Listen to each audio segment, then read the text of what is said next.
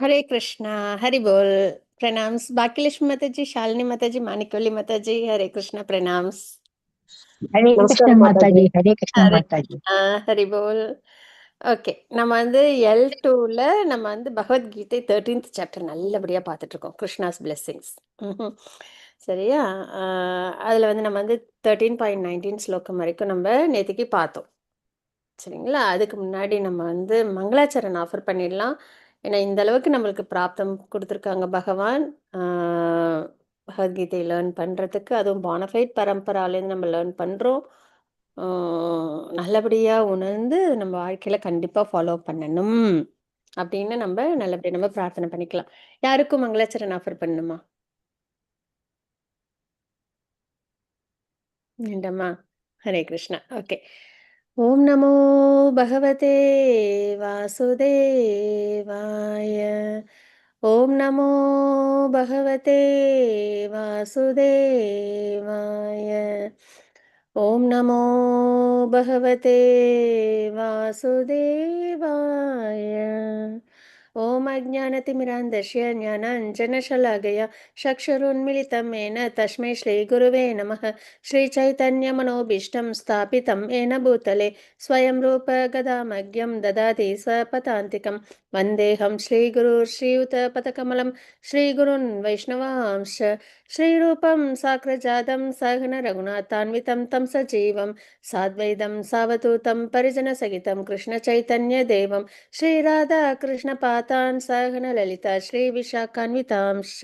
हे कृष्ण करुणा सिन्धु दीनबन्धो जगत्पते गोपेश गोपिका कान्त राधा कान्त नमोस्तुते। तप्त काञ्चन गौरांगी राधे वृन्दावनेश्वरी वृषभानुसुदे देवी प्रणमामि हरिप्रिये। वाञ्छाकल्पतरूपस्य कृपा सिन्धुभयेव च पतितानां पावनेभ्यो वैष्णवेभ्यो नमो नमः। नमो विष्णुपादाय कृष्णप्रस्थाय भूतले श्रीमते भक्तिवेदान्त स्वामिनिति नामिने। नमस्ते सरस्वती देवे गौरवाणी प्रचारिणे निर्विशेष शून्यवादी पौषत्य देशतारिणे। जय श्री कृष्ण चैतन्य प्रभु नित्यानंद श्री अद्वैत गदाधर श्रीवासादि गौर भक्तवृंद। हरे कृष्णा कृष्ण कृष्ण हरे हरे, हरे राम राम राम हरे हरे. ஹரே கிருஷ்ணா டிவோட்டீஸ். இன்னைக்கு நம்ம L2ல 13th சாப்டர் நம்ம பார்க்க போகிறோம். பகவானோட அனுகிரகத்தில் நல்லபடியாக நம்ம மங்களாச்சரண் ஆஃபர் பண்ணிட்டோம். பகவானுக்கு ஆச்சாரியர்களுக்கு பரம்பரை. ஹரே கிருஷ்ணா பிரணாம்ஸ் பிரபுஜி, பிரணாம்ஸ். ஹரே கிருஷ்ணா. நல்லபடியாக நம்ம இப்போ 13th சாப்டர் பார்க்கலாம். நேற்றுக்கு 19th ஸ்லோகம் வரைக்கும் நம்ம பார்த்தோம். 13th சாப்டர்ல என்னன்னா க்ஷேத்ரஜ்ஞ விபாக யோகம் அப்படின்றது தான். க்ஷேத்ரஜ்ஞன் அவங்கள பற்றி நம்ம தெரிஞ்சுப்போம். உறவு என்ன அப்படின்றது நம்ம தெரிஞ்சுப்போம். அதாவது எப்படி இந்த மெட்டீரியல் உலகம் இயங்கிட்டு இருக்கு, அதில் பகவான் எப்படி இருக்காங்க, ஆத்மாக்கள் எப்படி இருக்கும், இந்த ஜட சக்தி எப்படி இருக்கு அப்படின்றத நம்ம தெரிஞ்சுக்கிறோம். ரொம்ப இம்பார்ட்டன்ட் ஃபிலாசபி. ஏன் நம்ம பக்திக்கு அப்புறம் ஞான யோகம் பார்க்குறோம், பக்தி யோகத்துக்கு அப்புறம் ஞான யோகம் பார்க்குறோம்னா இந்த ஜட இயற்கையை நம்ம ஃபர்ஸ்ட் தெரிஞ்சுக்கணும். அது நம்மளோட பொசிஷன் என்ன, பகவானோட பொசிஷன் என்ன, இந்த ஜட இயற்கையோட பொசிஷன் என்ன, நம்ம எங்க நம்ம எப்படி இருக்கணும். எல்லாம் நம்ம ஒரு சாதாரண ஒரு மெட்டீரியல் விஷயத்திலே நம்ம அந்த இடத்துக்கு தகுந்த மாதிரி நம்ம நடந்துப்போம் இல்லைங்களா. ஒவ்வொரு இடத்துக்கு இப்போ கோயிலுக்கு போறோம்னா அதுக்கேற்ற மாதிரி இருப்போம். அதே ஒரு மேரேஜ்க்கு போறோம்னா அதுக்கேற்ற மாதிரி நம்ம போவோம் இல்லையா. ஒவ்வொரு நம்ம ஃபேமிலிலேயே நம்ம அட்ஜஸ்ட் பண்ணி கரெக்டா ஒவ்வொரு விஷயத்துக்கு ஏற்ற மாதிரி நம்ம நடந்துப்போம். அப்போ நம்மளுக்கு இந்த விஷயங்கள்லாம் தெரியணும். பகவான் எப்படிப்பட்டவங்க, நம்ம ஆத்மா நம்மளோட நிலை என்ன, இந்த ஜட உலகத்தோட நிலை என்ன, நம்ம எப்படி நம்ம இருக்கணும் அப்படின்றத நம்ம தெரிஞ்சுக்கும் போது தான் நம்மளால என்ன பண்ண முடியும், நம்மளால சரியா நம்மளோட நிலையில இருக்க முடியும் இல்லைங்களா. நம்மளோட நிலை என்ன, பகவானுக்கு நித்திய பக்தி. யாரு பகவான்? கிருஷ்ணா. இந்த ஜட இயற்கையிலேருந்து நம்ம விலகி இருக்கணும். ஸோ இந்த மாதிரி விஷயங்கள்லாம் நம்மளுக்கு தெரியணும். ஸோ அந்த வகையில் நம்ம லேர்ன் பண்ணிட்டு இருக்கோம் க்ஷேத்ரஜ்ஞ விபாக யோகம். லாஸ்ட்டாக நம்ம ஞான சக்ஷு பார்ப்போம். நம்மளோட விஷன் எப்படி இருக்கணும் அப்படின்றது நம்மளுக்கு தெரிய வரும். பார்வை சரிங்களா. இந்த பகவான், அதாவது க்ஷேத்திரம்ன்றது நம்மளோட சரீரம், அச்சித்து விஷயங்கள். க்ஷேத்ரஜ்ஞன்ல சோல், சூப்பர் சோல், ஆத்மா, பரமாத்மா. சரிங்களா. ஸோ இதை பற்றி தான் நம்ம பார்த்துட்ருக்கோம். சரீரம் பொறுத்த வரைக்கும் இந்த ஜட இயற்கை 24 எலிமெண்ட்ஸ் கொண்டு ஆனது அப்படின்றதையும் நம்ம பார்த்தோம். கர்மேந்திரியங்கள், ஞானேந்திரியங்கள், இந்த பஞ்சபூதங்கள், சரிங்களா? இப்போ அதாவது நிலம், நீர், நெருப்பு, காற்று, ஆகாயம் அதெல்லாம். அதுக்கப்புறம் வந்துட்டு மனம், அகங்காரம் இதெல்லாம் நம்ம வந்து பார்த்தோம். இது மாதிரி 24 எலிமெண்ட்ஸ். அது எப்படின்னா ஒரு பில்டிங் கட்டுறதுக்கு தேவையான இந்த இன்கிரீடியன்ட்ஸ் இருக்கும் இல்லையா? அது மாதிரி. இப்போ நம்ம குக் பண்ணணும் அப்படின்னா, ஒரு சக்கரை பொங்கல் செய்யணும்னா, அதுக்கு தேவையான இன்கிரீடியன்ட்ஸ் என்னன்னு சொல்லுவோம் இல்லையா? பச்சரிசி, இது வெல்லம் அந்த மாதிரிலாம் சொல்லுவோம் இல்லையா? ஸோ அது மாதிரி இந்த ஜட இயற்கை அப்படின்றது வந்து இந்த 24 எலிமெண்ட்ஸ் கொண்டது. இதை வச்சு பகவான் வந்து பிரம்மா மூலியமா கிரியேட் பண்ணாங்க மெட்டீரியல் நேச்சரை. அதுக்கப்புறம் ஆத்மா நம்மலாம் எப்படிப்பட்டவங்க அப்படின்றத நம்ம பார்த்தோம். நம்மளுக்கு பிறப்பு, இறப்பு, ஆரம்பம் இதெல்லாம் கிடையாது. எப்பயுமே நம்ம வந்துட்டு இருப்போம் அப்படின்றத பார்த்தோம். அதுக்கப்புறம் வந்து நம்மளுக்கு ஆத்மாவுக்கும் இந்த அஹ், காரணம், அதுக்கப்புறம் அதாவது இந்த காசு எஃபெக்ட்னு சொல்லுவாங்க இல்லையா? அதுக்கும் சம்பந்தமே கிடையாது. நம்ம ஒரு நல்ல ஒரு விஷயம் செஞ்சோம்னா அதுக்கான புண்ணிய பலன் ஆத்மாவுக்கு சம்பந்தமான இல்லை, சரீரத்துக்கு சம்பந்தம். இப்போ நம்ம ஒரு பாபம் பண்ணோம் அப்படின்னா அதோட பலன் வந்து ஆத்மாவுக்கு சம்பந்தமான இல்லை, சரீரத்துக்கு தான் சம்பந்தம். சரிங்களா? ஸோ அந்த மாதிரி இந்த கா காஸ் அண்ட் எஃபெக்ட்டுக்கு அப்பாற்பட்டு இருக்கிறது ஆத்மா அப்படின்றதை நம்ம தெரிஞ்சுக்கலாம். அப்படின்னா இந்த ஜடத்துக்கு அப்பாற்பட்ட உன்னத நிலையில் ஆத்மா இருக்குது அப்படின்னு.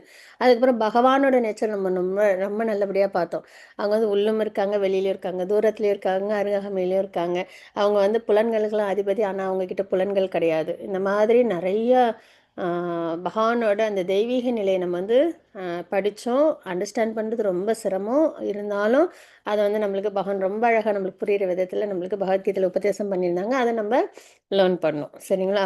ஸோ இந்த மாதிரி க்ஷேத்திரன்னா என்ன, க்ஷேத்திரஜ்ஞன்னா என்ன அப்படின்றதெல்லாம் நம்ம பார்த்தோம். ரொம்ப ஒரு அழகான உதாரணம் கொடுத்தாங்க பிரபுபாதா. ஒரு விளை நிலம் இருக்குது, விளைச்சல் நிலம். அதுக்கப்புறம் வந்து ஒரு விவசாயி இருக்காங்க, ஒரு அரசர் இருக்காங்க. அந்த விவசாய நிலம் தான் நம்மளோட க்ஷேத்திரம். சரிங்களா? அதான் சரீரம். விவசாயி தான் ஆத்மா. அந்த அரசர் தான் வந்து பரமாத்மா. விவசாயிக்கு தன்னோட நிலத்தை பற்றின விஷயங்கள் தெரியும். அரசருக்கு அந்த கண்ட்ரியில் இருக்கிற எல்லா விவசாயி எல்லா விவசாய நிலத்தையும் தெரியும். அதே மாதிரி ஆத்மாவுக்கு தன்னோட சரீரத்தை பற்றி ஓரளவு தெரியும்.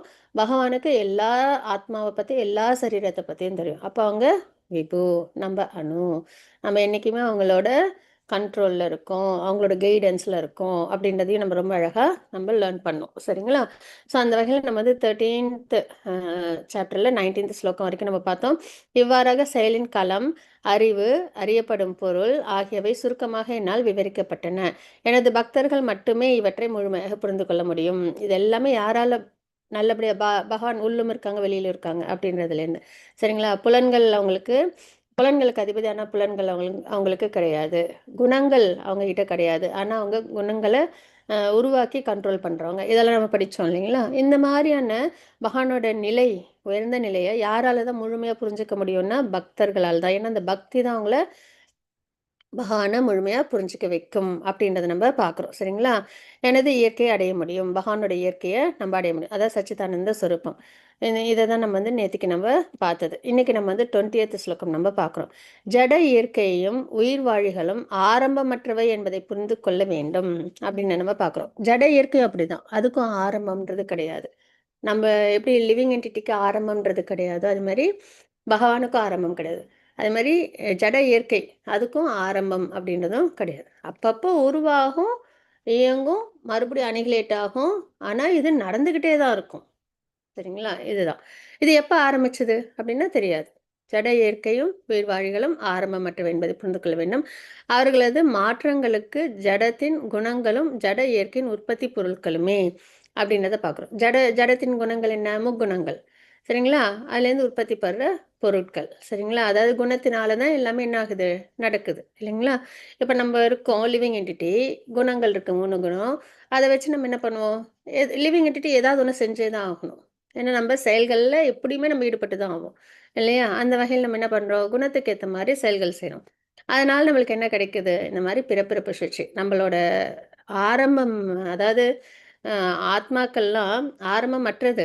ஆனால் நம்ம ஜேர்னி எங்கேருந்து ஸ்டார்ட் ஆகுது அப்படின்னு பார்த்தோம்னா அக்வாட்டிக்ஸ்லேருந்து நம்மளுக்கு ஸ்டார்ட் ஆகும். சரிங்களா? அதுலேருந்து அப்படியே வந்து இந்த நீர்வாழ் உயிரினம், நிலத்துலேயும் நீர்லேயும் வாழ்கிற உயிரினம், அதுக்கப்புறம் வந்து இந்த ஊர்வன, அப்புறம் பரப்பன, அப்புறம் இந்த செடி கொடிகள், அனிமல்ஸு, சரிங்களா? அதுக்கப்புறம் ஹியூமன் லைஃப்க்கு நம்ம வருவோம். இப்படி தான் நம்மளோட டிரான்ஸ்ஃபர்மேஷன் ஆகுது. இதுலயே நம்ம ஹியூமன் லைஃப்ல வந்ததுக்கப்புறம், நம்ம வந்து நல்லபடியா நாலேட்ஜ கெயின் பண்ணி, பக்தி பண்ணி பகவான அடையல அப்படின்னா என்ன பண்ணுவோம்? நம்ம திரும்பி இந்த தாழ்ந்த பிரிவுகளுக்கு நம்ம போயிடுவோம். சரிங்களா? ஏன்னா இன்டெலிஜென்ஸ் பகவான் வந்து ஹியூமன் லைஃப்ல நம்மளுக்கு குடுத்துருக்காங்க. பகவத்கீதை படிக்கணும், பாகவதம் படிக்கணும், சாண்டிங் பண்ணணும், பக்தி பண்ணணும், எல்லாம் நம்மளுக்கு சொல்றாங்க. அதெல்லாம் நமக்கு புரியும். இப்ப இதே வந்துட்டு ஒரு அனிமல்ஸ்க்கோ, பேர்ட்ஸ்க்கோ ஒரு எலிஃபென்ட்ட உட்கார வச்சு, ஒரு டாக்க உட்கார வச்சு சொன்னா அதுக்கு தெரியுமா? தெரியாது. அதே மாதிரி ஒரு பேர்ட்ஸ்க்கு உட்கார வச்சு சொன்னா தெரியுமா? தெரியாது. இல்லையா? ஆனா மனிதனுக்கு அதெல்லாம் தெரியும். அதுக்கு தான் அந்த இன்டெலிஜென்ஸ் குடுத்ததே. பகவான் வந்து அந்த புத்திய குடுத்துருக்காங்க. ஸோ அந்த புத்திய பயன்படுத்தி, நம்ம வந்து பக்தி பண்ணி பகவானை அடையணும். அதுக்கு தான் அதான் ரியல் பர்ப்பஸ். நம்ம படிச்சோம் இல்லையா? க்ஷேத்திரத்த நம்ம எதுக்காக யூஸ் பண்ணணும்? கரெக்ட்டா அதோட பர்ப்பஸ்க்கு யூஸ் பண்ணணும். மொபைல் எதுக்கு யூஸ் பண்ணணுமோ, அதுக்கு யூஸ் பண்ணுவோம். ஃப்ரிட்ஜ் எதுக்கு யூஸ் பண்ணணுமோ, அதுக்கு யூஸ் பண்ணுவோம். கார் எதுக்கு யூஸ் பண்ணணுமோ, அதுக்கு யூஸ் பண்ணுவோம். அதே மாதிரி நம்ம சரீரத்த எதுக்கு யூஸ் பண்ணணும்? எதுக்காக பகவான் குடுத்தாங்க? புத்தியும், சரீரத்தையும் எல்லாத்தையும். நம்ம பக்தி பண்ணி இந்த பிறப்பிறப்பு சுழற்சியிலேருந்து வெளியில வர்றதுக்கு. ஆனா, நம்ம அத விட்டுட்டு, அதே புத்திய வச்சு நம்ம என்ன பண்ணுவோம்? இந்த ஜட உலகத்தில எப்படி நல்லா வாழலாம்? எப்படி நல்லா தூங்கலாம்? எப்படி நல்லா வந்துட்டு சாப்பிடலாம்? எப்படி நல்லா இனவிருத்தி பண்ணிக்கலாம்? அதுக்கு நம்ம வந்து செலவு பண்ணிட்டோம் அப்படின்னா, அதோட பர்ப்பஸ நம்ம தப்பா செலவு பண்றோம்னு அர்த்தம். இல்லைங்களா? ஸோ அதனால இந்த ஹியூமன் லைஃப்ல நம்ம ரொம்ப இம்பார்ட்டன்ட்டா பண்ண வேண்டியது என்னன்னா, நம்ம ஞானத்த விருத்தி பண்ணி, அதுக்கு தானே பகவான் நம்ம எல்லாருக்காகவும் குடுத்துருக்காங்க பகவத்கீதை, பாகவதம்லாம். அத நல்லா நம்ம வாசிக்கணும். வாசிச்சு வேதம் முழுக்க படின்னு சொல்லலையே! பகவத்கீதை, பாகவதம். அதுக்கே நம்மளுக்கு லைஃப் பத்தாது. ஏன்னா பகவத்கீதையில 700 ஸ்லோகங்கள் அத நம்ப பகவானோட அனுகிரகத்துல வாசிச்சலாம். பாகவதத்துல 18,000 ஸ்லோகங்கள் இருக்கு. சரிங்களா? அதெல்லாம் வாசிக்கிறதுன்றது வேற. புரிஞ்சு அத வந்து நம்ம அண்டர்ஸ்டாண்ட் பண்ணி வாழ்க்கையில இம்ப்ளிமெண்ட் பண்ணணும். அது இம்பார்ட்டன்ட் இல்லையா? ஸோ அந்த மாதிரி நம்ம முழுசா கிரகிக்கணும் அப்படின்னா, நெறைய டைம் எடுக்கும். இருந்தாலும், நம்மள வந்து வேதம் முழுசா படின்னு சொல்லல பகவான். பகவத்கீதை, பாகவதம் வாசிச்சு நம்ம என்ன பண்ண முடியும்? நம்ம வந்து நாலேட்ஜ லேர்ன் பண்ணி, அதுக்கப்புறம் நம்ப பக்தியில நம்மள முன்னேற்றிருக்கணும். சரிங்களா? இதுதான் இம்பார்ட்டன்ட். ஆ இத விட்டுட்டு நம்ம வந்துட்டு வேற வேற விஷயங்கள செஞ்சோம் அப்டின்னா, மறுபடியும் என்ன பண்ணுவோம் நம்ப? தாழ்ந்த பிறவிக்கு போயிட்டு, அதுக்கப்புறம் நம்ம திருப்பி மனித பிறவின்றது எப்ப கிடைக்கும்னு தெரியாது. சரிங்களா? ஸோ இந்த மாதிரி தான் நம்மளோட இந்த பர்த், டெத், லைஃப் சைக்கிள் போயிட்டுருக்கு. ஸோ இதெல்லாம் நம்ம வந்துட்டு நல்லபடியா அண்டர்ஸ்டாண்ட் பண்ணணும். ஜட இயற்கையும் உயிர் வாழ்க்கையும் ஆரம்பமற்றவை என்பதை புரிந்து கொள்ள வேண்டும். அவர்களது மாற்றங்களும் ஜடத்தின் குணங்களுக்கும் மாற்றங்களுக்கும், ஜடத்தின் குணங்களுக்கும் ஜட இயற்கையின் உற்பத்தி பொருட்களே அப்படின்னு நம்ம இங்க பார்க்குறோம். சரிங்களா? இப்ப ஜீவன்களின் குணம் என்னென்ன பார்த்தோம், இயற்கையின் குணங்கள் என்ன பார்த்தோம், பரமாத்மாவின் குணங்கள் என்ன அப்படின்றது எவ்வாறு பக்குவம் அடைவது, இதெல்லாம் வந்து நம்ம பார்க்குறோம். ஜீவாத்மாவை பொறுத்தவரைக்கும் ஆத்மாக்கள் ஆரம்பமற்றது. பௌதிக இயற்கையை அனுபவிக்க நினைப்பதால் உயிர் வாழி கஷ்டப்பட வேண்டியுள்ளது. நம்ம என்ன பண்ணிடுறோம், இந்த ஜட இயற்கைய நம்ம என்ஜாய் பண்ணணும்னு நினைக்கிறோம். நம்ம பக்தி பண்ணி பகவான் அடையணும். அதுக்கு இந்த ஜட இயற்கையை நம்ம நல்லபடியா பயன்படுத்திக்கலாம். சரிங்களா? அதுக்கு தான். இந்த சரீரம் எதுக்கு? பக்தி பண்றதுக்கு தான். நம்மள சுத்தி உள்ள விஷயங்கள்லாம் எதுக்கு? பக்தி மார்க்கத்துல வர்றதுக்கு தான். சரிங்களா? ஆனா, அத நம்ம என்ன பண்ணிர்றோம்? தப்பா நம்ப யூஸ் பண்ணிர்றோம். பக்தி மார்க்கம் இல்லாம யூஸ் பண்ணும்போது நம்ம என்ன பண்றோம்? கஷ்டப்படுறோம். பிறப்பிறப்பு சுழற்சியில வந்துர்றோம். இல்லைங்களா? அப்ப பௌதீக இயற்கை நம்மளுக்கு என்ன பண்ணுது? வெறுப்பு, ஃப்ரஸ்ட்ரேஷன் தரும். வாழ்க்கையில வந்துட்டு எல்லாமே பண்ணுவோம். எல்லார்ட்டயும் அன்பா இருப்போம். அத கேரே பண்ண மாட்டாங்க. நெறைய விஷயங்கள் இல்லையா? கடைசியில வந்து நம்மளுக்கு வந்து விரக்தி. அது வந்துட்டு நம்மளுக்கு ஏற்படும். செயல் மற்றும் விருப்பத்தை பொறுத்து 84,00,000 உயிரின வகைகள். நம்மளோட செயல், நம்மளோட விருப்பம். நம்ம என்ன விருப்பப்படுறோமோ அந்த செயல செய்வோமா? அந்த செயலுக்கு ஏத்த மாரி நம்மளுக்கு கர்மா கிடைக்குமா? அந்த கர்மாவுக்கு ஏத்த மாரி இந்த 84 லேக் ஸ்பீஷீஸ்ல ஒரு ஸ்பீஷீஸ் தான் நம்மளுக்கு பிறப்பு கிடைக்கும். இயற்கை நம்மளுக்கு குடுக்கும். சரிங்களா? இது எல்லாமே ஜட இயற்கையின் உற்பத்தி பொருட்களேன்னு நம்ம இந்த ஸ்லோகத்துல அழகா பார்த்தோம். ஸோ அத வச்சு நம்ம என்ன அண்டர்ஸ்டாண்ட் பண்றோம் அப்டின்னா, இந்த விஷயங்கள் சரிங்களா? இந்த ஜட இயற்கையோட நிலைய நம்ம பார்க்குறோம். அதுல நம்மளோட விருப்பம் என்ன? அதுக்கேத்த செயல செஞ்சோம் அப்டின்னா, இந்த ஸ்பீஷீஸ் வந்து 84 லேக் ஸ்பீஷீஸ்ல ஏதாவது ஒரு பிறவியில நம்மளுக்கு சரீரம் கிடைக்கும் அப்டின்றத நம்ம பார்க்குறோம். இப்ப இயற்கையின் குணங்கள் என்னன்னா, அதுவும் ஆரம்பமற்றது, தற்காலிகமானது. ஆரம்பமற்றது. ஆனா, பகவான் லோகம் வந்து எப்பயுமே இருக்கும். நித்தியமா இருக்கும். அதுக்கு வந்து கிரியேஷன், மெயின்டனன்ஸ், அனிகிலேஷன் அந்த மாரி ஒரு ப்ராசஸே கிடையாது. அது எப்பயுமே நித்தியமா இருக்கும். பகவானோட ஆன்மீக உலகம். ஆனா, இந்த ஜட உலகம் வந்து தோன்றி மறையும். ஆனா, அதுவும் எப்பயுமே நடந்துகிட்டே இருக்கும். சரிங்களா? அதுதான். மாறிக்கொண்டே இருக்கிறது. ஜீவன்களுக்கு தங்குமிடம் அளிக்கிறது. நம்மள மாரி கண்டிஷன்ஸ் எல்லாம் ப்ராக்ரஸ் ஆகணும்ல. நம்ம வந்து நம்மளோட சொரூப நிலை என்ன? பகவானுக்கு பக்தி பண்றது. அந்த நிலைக்கு நம்ம வரல. அப்ப நம்மள அந்த நிலைக்கு கொண்டு வரணும். அதுக்கு என்ன பண்ணணும்? நம்மளுக்கு இந்த ஜட உலகம் வேணும். அதுல நம்ம என்ன பண்ணணும்? நெறைய பிறவிகள எடுத்து, எடுத்து, எடுத்து, எடுத்து புரிஞ்சு, புரிஞ்சு, புரிஞ்சு நம்ம என்ன பண்ணணும்? ஒரு கட்டத்துல நம்ப பகவான், பக்தின்றத நம்ம தெரிஞ்சு, பக்தி பண்ணி ஆன்மீக உலகத்துக்கு நம்ப போறோம். சரிங்களா? ஸோ அதுதான்.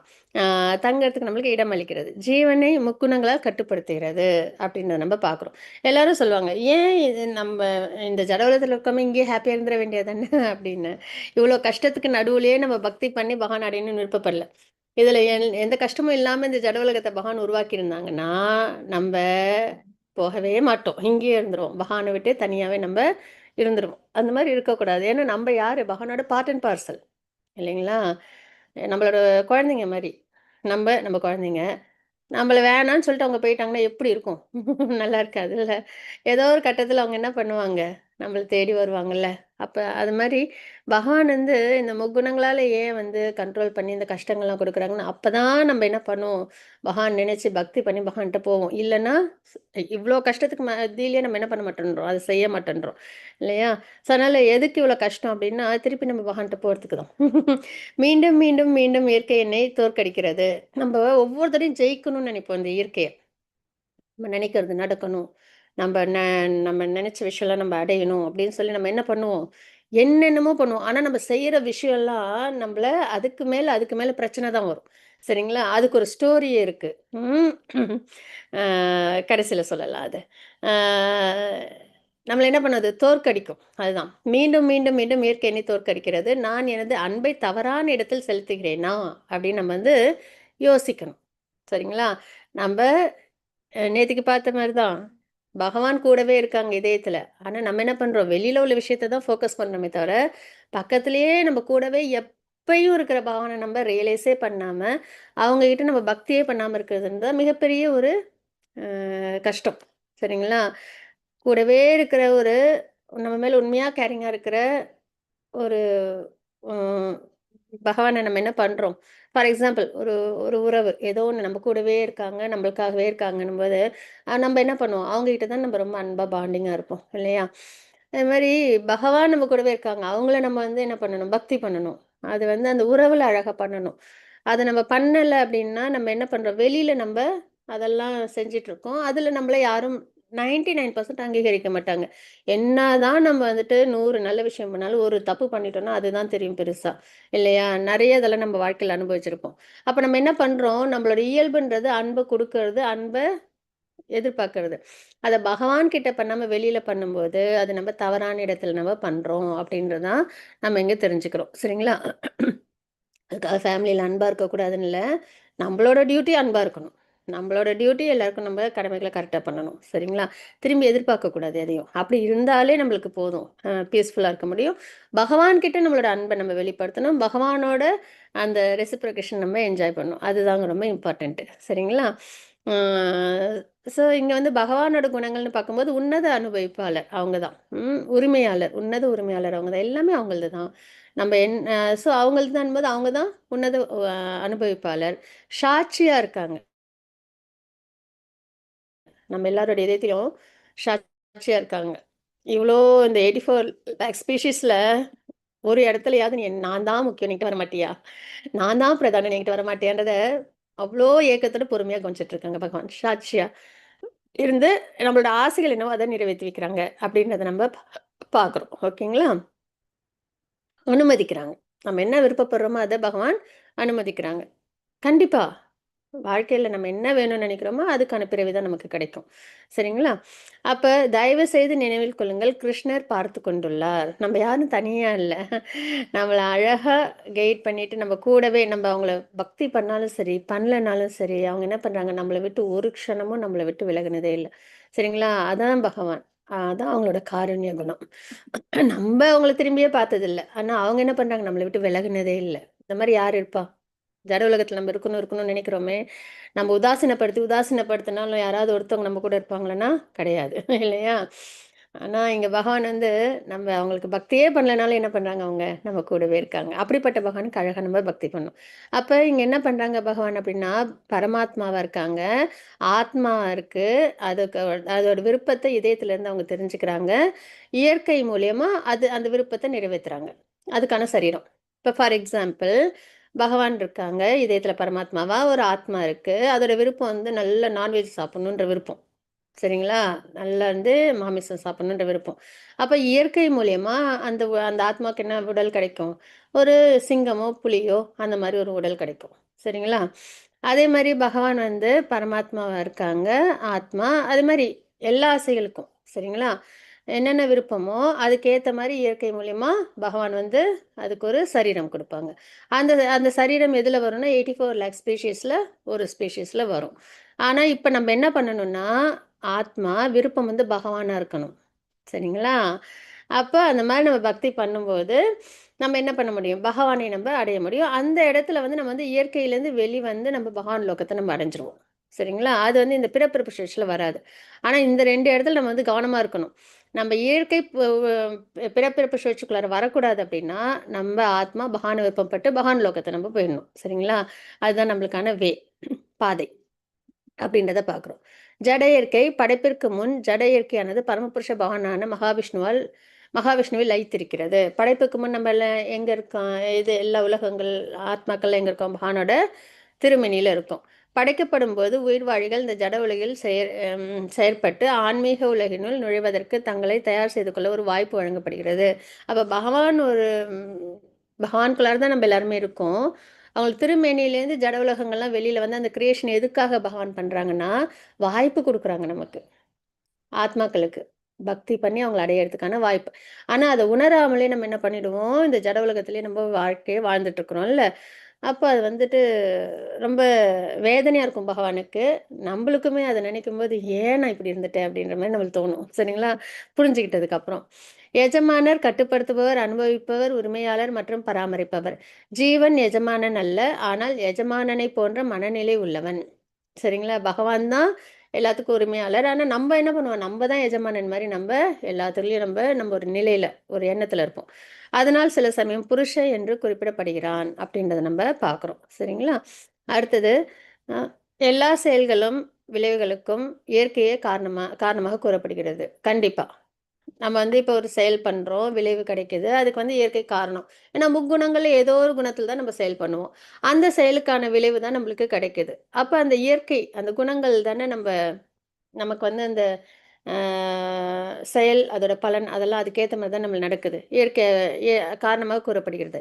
இருப்பினும் இவ்வுலகில் பல்வேறு இன்பத் துன்பங்களுக்கு உயிர் வாழிய காரணமாக கூறப்படுகிறது அப்படின்றத பார்க்கணும். இந்த ஸ்லோகம் நல்லா அண்டர்ஸ்டாண்ட் பண்ணிக்கணும் நம்ப. என்ன அப்படின்னா, எல்லா செயல்களுக்கும், விளைவுகளுக்கும் இயற்கையே காரணமாக கூறப்படுகிறது. நம்ம இப்போ ஒரு செயல் செய்றோம். நல்ல செயல் செய்றோம். அது என்ன ஆகுது? சாத்வீக குணத்துல அடிப்படையில நம்ம செய்றோம்.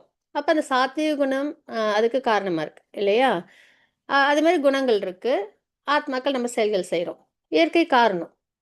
ஆனா, இன்ப துன்பங்களுக்கு இயற்கை காரணமானா கிடையாது. ஏன்? நம்ப தான் டிசைட் பண்றோம். நான் அகர்மா பண்ணணுமா? விகர்மா பண்ணணுமா? கர்மா பண்ணணுமான்னு. இல்லையா? டிசைட் பண்றது இயற்கையா? இல்ல. இயற்கை இருக்கு. சாத்விக குணம், ராஜச குணம், தாமச குணம் இருக்கு. அதுல ஆத்மாக்கள் ஏதோ ஒரு செயல பண்ணி அதுக்கான பலன அனுபவிக்கிறோம். கரெக்ட்டு. ஆனா, இயற்கை சூஸ் பண்ணா நம்ம வந்து சாத்விக குணத்தில தான் நம்ம பண்ணணும், தாமச குணத்தில தான் பண்ணணும்னு இல்ல. அத யார் சூஸ் பண்றா? ஆத்மா. இல்லைங்களா? இப்ப நம்ம முன்னாடி வந்துட்டு அ ஆ ஒரு உணவு இருக்கு. சரிங்களா? அது வந்து ரொம்ப ஒரு தாமசிக் குணத்தில ஒரு நான்வெஜ்ஜா இருக்கு. அத நம்ம சாப்பிடுறோம். அங்க இயற்கை சூஸ் பண்ணுதா? இல்ல நம்ம சூஸ் பண்றோமா? நம்ப தான். இல்லையா? அதே வந்துட்டு ஆஃபர் பண்ணாத ஃபுட்டா இருக்கு. அத சாப்பிடுறோம். அப்ப இயற்கைய நம்ம டிசைட் பண்ணா நம்ம டிசைட் பண்ணோமா? நம்ம தான். அதே பகவானுக்கு ஆஃபர் பண்ண பிரசாதம் இருக்கு. நம்ம சாப்பிடுறோம். அது இயற்கை சூஸ் பண்ணா நம்ம சூஸ் பண்ணோமா? அப்ப 3 விஷயம் எல்லாத்துலயுமே நம்ம முன்னாடி இருக்கோம். இந்த உலகத்துல 3 டைப் இருக்கும். சரிங்களா? அகர்மா பண்ற மாரி, விகர்மா பண்ற மாரி, கர்மா பண்ற மாரி. யாரு சூஸ் பண்றது? நம்ப தான் சூஸ் பண்றோம். அதனால தான் பல்வேறு இன்பத் துன்பங்களுக்கு உயிர் வாழிய காரணமாக கூறப்படுகிறது. நான் இந்த ஜட உலகத்துல இருக்கேன், பக்தி பண்ணாம அப்படின்னா, அது இயற்கையா சூஸ் பண்ணுச்சு இல்ல, நம்ப தான். இல்லையா? அதனால அந்த உயிர் வாழி தான் அதுக்கு காரணம். அதனால தான் நம்மளுக்கு இந்த ஸ்லோகம் படிச்சதுக்கு அப்புறம் நம்மளுக்கு தெரிஞ்சிடணும், நான் கஷ்டப்படுறேன்னா, அதுக்கு நான் செஞ்சது தான் காரணம். நான் சந்தோஷமா இருக்கேன்னா அது செஞ்சது நான் தான் காரணம். ஆனா சந்தோஷம்ன்றது இந்த உலகத்துல கிடையாது. பிறப்பிறப்பு சுவிட்ச்லேருந்து வெளியிலேருந்து பகவானை நித்தியமான அந்த பொசிஷனுக்கு போகிறோம் பாருங்க, அதுதான் உண்மையிலேயே சந்தோஷம். சரிங்களா? ஸோ அத அடையாத வரைக்கும் எதுவுமே சந்தோஷமே கிடையாது. ஸோ அந்த மாரி நான் பகவான அடையிறேன்னா, அதுக்கு அதுக்கு நம்ம தான் டிசைட் பண்றோம் இல்லையா? கர்மா, விகர்மா, கர்மா. அந்த ஃப்ரீ வில்ன்னு சொல்லுவாங்க. சரிங்களா? அதனால நம்ம யாரையுமே ப்ளேம் பண்ணக்கூடாது. கஷ்டப்படும்போது பொதுவா என்ன பண்ணிடுவோம்னா, சாமிக்கு கண்ணு இல்லையா, மூக்கு இல்லையா, மனசு இல்லையா? ம். எனக்கு வந்து அவங்களே இப்படி பண்ணிட்டாங்களே, நான் அவங்களுக்கெல்லாம் இவ்வளோ நல்லது பண்ணேன். ம். எல்லாம் புலம்புவோம். எதனால புலம்புறோம் அப்படின்னா, நம்மளுக்கு வந்து அந்த நாலேட்ஜ் இல்ல. அவ்வளோதான். நம்ப செஞ்ச கர்மா தப்பா இருந்ததுன்னா, அது ஒருத்தவங்க மூலியமா நமக்கு வரும். இதுல பகவானையும் நம்ம குறை சொல்லக்கூடாது. அந்த கஷ்டத்த குடுத்தவங்களையும் குறை சொல்லக்கூடாது. ஏன்னா, அந்த பலன அனுபவிக்கிறதுக்கு நம்ப கரெக்ட்டா குவாலிஃபைடா ஏதோ ஒரு தப்பு அங்க பண்ணியிருக்கோம். சரிங்களா? ஸோ, அதனால நம்ம என்ன பண்ணணும் அப்டின்னா, இன்ப துன்பங்களுக்கு உயிர் வாழியே காரணம்ன்னும்போது, நம்ம வந்து ரொம்ப கேர்ஃபுல்லா இருக்கணும். ஆ இப்ப நான் பக்திக்கே வரல அப்டின்னு ஒரு மனநிலையில பிடிவாதமா இருக்கிறாங்கன்னா கூட, விக்கர்மா பண்ணக்கூடாது. அப்பதான் அவங்களுக்கு கஷ்டம் வராது. ஆனா, உண்மையிலேயே இன்டெலிஜென்ட் பீப்பிள் என்ன பண்ணுவாங்கன்னா, எனக்கு விக்கர்மாவும் வேணாம், கர்மாவும் வேணாம். நான் பகவானுக்கு பக்திய பண்ணி நான் பகவான் லோகத்த அடையறேன். எனக்கு இந்த ஏன்னா ஒவ்வொரு இடத்துலயும் நம்மளால வந்து ஆ புண்ணிய காரியங்கள் தான் செய்ய முடியும்னு சொல்லவே முடியாது. நம்ம இப்ப அடுப்ப வந்து ஆன் பண்றோம் குக் பண்றதுக்கு. நெருப்புல இருக்கிற கிருமிகள்லாம் சாகுது. நம்ம வந்து எப்படி இருந்தாலும் நம்ம நெருப்பு பத்த வச்சு தான் ஆகணும். இல்லையா? ஸோ அப்ப அது வந்து இம்பயஸ் ஆக்டிவிட்டீஸ் தானே. அதுக்கு பலன் உண்டுல்ல. இல்லைங்களா? ஸோ அதனால அ எப்பயுமே நான் பயசே பண்ணி நான் இந்த உலகத்திலே வாழ்ந்துக்கிறேன் அப்படின்றது ஒரு அ புத்திசாலித்தனமான ஒரு புரிதலா இருக்காது. எனக்கு இது எதுவுமே வேணாம். நான் பக்தி பண்ணி பகவான அடையிறோம்னு நெனைக்கிறோம் பாருங்க. அதுதான் வந்து நம்மளுக்கு பெர்மனன்ட் சொல்யூஷன் நம்மளுக்கு நல்லபடியா குடுக்கும். ஸோ அதனால ரொம்ப நல்லபடியா நம்ம தெரிஞ்சுக்கிறோம் என்னன்னா, இன்ப துன்பங்களுக்கு நம்ம தான் காரணம். 13.22 ஸ்லோகம். இவ்வாறாக ஜட இயற்கையினுள் உயிர் வாழி இந்த மாதிரி இயற்கை இருக்கு. ஆனா, இன்ப துன்பங்களுக்கு காரணம் உயிர்வாழிகள் தான். இவ்வாறான ஜட இயற்கையினுள் உயிர் வாழி, இயற்கையின் குணங்களை அனுபவித்துக் கொண்டு, நல்ல பயசு, இம்பயசு எல்லா விஷயத்தையும் சாத்விகுணம், ராஜசகுணம், தாமசகுணம் எல்லாத்தையும் அனுபவிச்சுக்கிட்டு, வாழ்வின் வழிகளை பின்பற்றுகின்றான். அவங்க அவங்க வாழ்க்கையை நம்ம என்ன பண்றோம்? வாழ்ந்துட்டு இருக்கிறோம். இவை ஜட இயற்கையின் தொடர்பினால் ஏற்படுபவை. கண்டிப்பா. நம்ம என்ன பண்றோம்? முக்குணங்கள்ல சம்மந்தப்படும்போது தான் நம்மளுக்கு கர்ம பலன் வருது இல்லையா? இவ்வாறு பல்வேறு இனங்களில் அவன் நன்மை, தீமைகளை சந்திக்கின்றான் அப்படின்றத பார்க்குறோம். இந்த மாரி வாழறதுனால பல்வேறு பிறவிகள்ல அவங்களுக்கு நன்மையும், தீமையும் அவங்க அனுபவிக்கிறாங்க அப்படின்றத பார்க்குறோம். ஏன்? அந்த முக்குணங்களோட சம்மந்தப்பட்டு செயல்கள் செய்யும்போது, அதுக்கான பலனா நம்ப நன்மை, தீமைய நம்ப அனுபவிக்கிறோம் அப்படின்றத நம்ம தெரிஞ்சுக்கிறோம். சரிங்களா? இதுதான் அந்த ப்ராசஸ். நம்ம பர்த், டெத், லைஃப் சைக்கிள் எப்படி வாழ்றோம் அப்படின்றது தான் இதுல இருக்கு இந்த ஸ்லோகத்துல. இம்பார்ட்டன்ட் ஸ்லோகம். சரிங்களா? ஜட இயற்கையின் உள்ள உயிர் வாழி, இயற்கையின் குணங்களை அனுபவித்துக் கொண்டு, சரிங்களா? நம்ம என்ன பண்றோம்? இந்த வாழ்க்கை நம்மளுக்கு புடிச்ச மாரி வாழ்றோம். சொல்லுவோம்.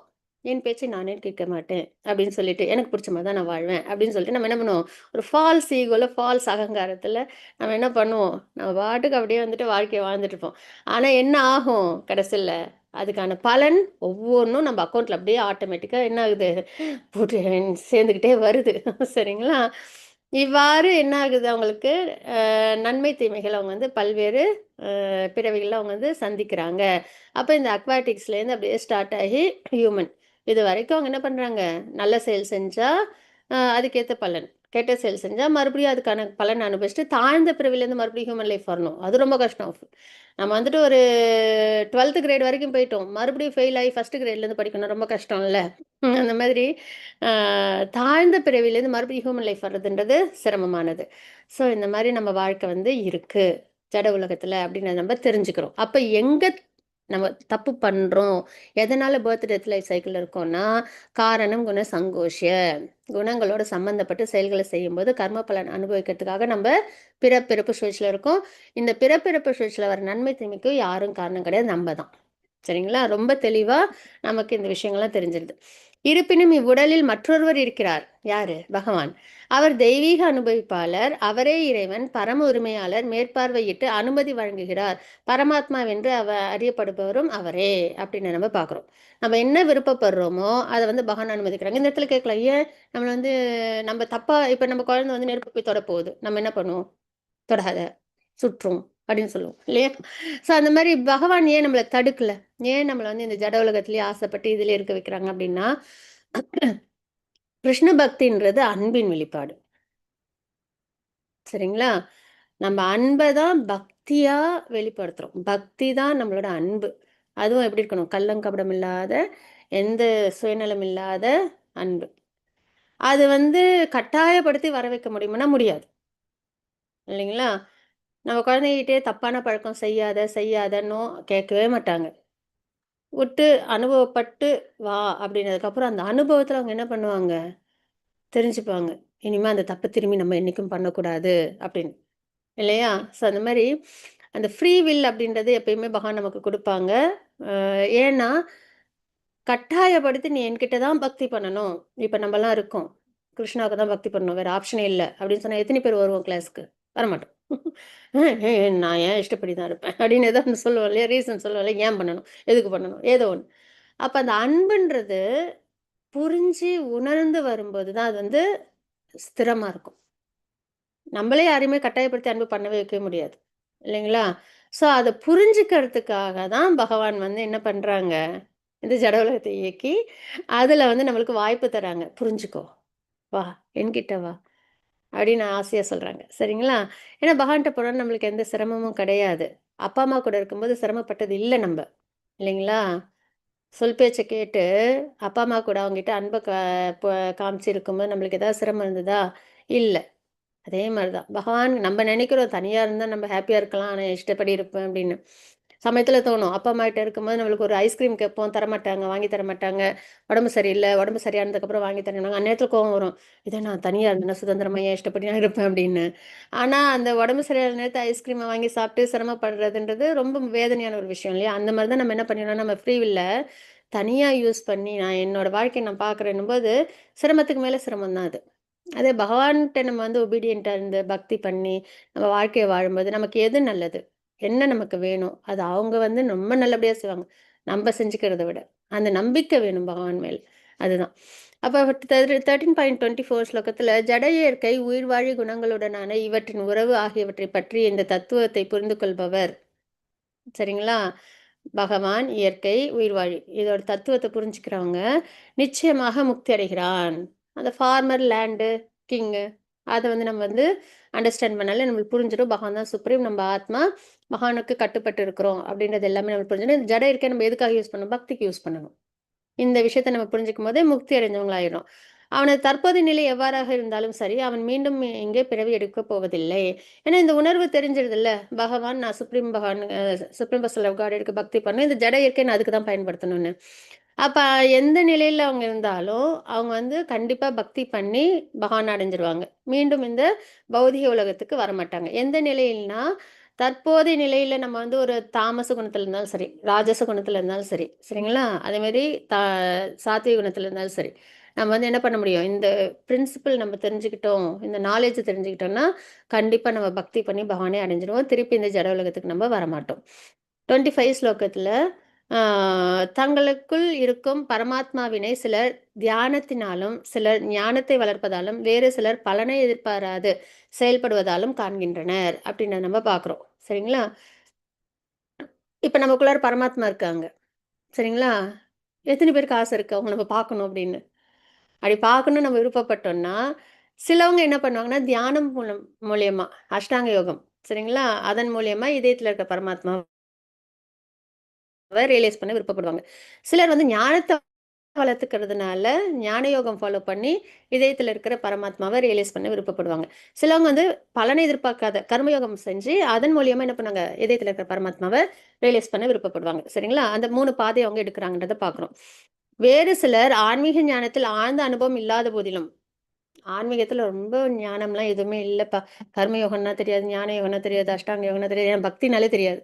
அப்படின்னு இருக்கிறாங்கனாலுமே, பிறரிடம் முழுமுதற் கடவுளைப் பற்றி கேட்பதன் அடிப்படையில், நல்ல ஒரு டிவோட்டீஸ் மூலியமா பகவானை பத்தி கேட்கிற அந்த ஒரு கேள்வி, கேட்கிற அந்த ஒரு குணம், அதான் கேட்கறதுன்றது ரொம்ப இம்பார்ட்டன்ட்.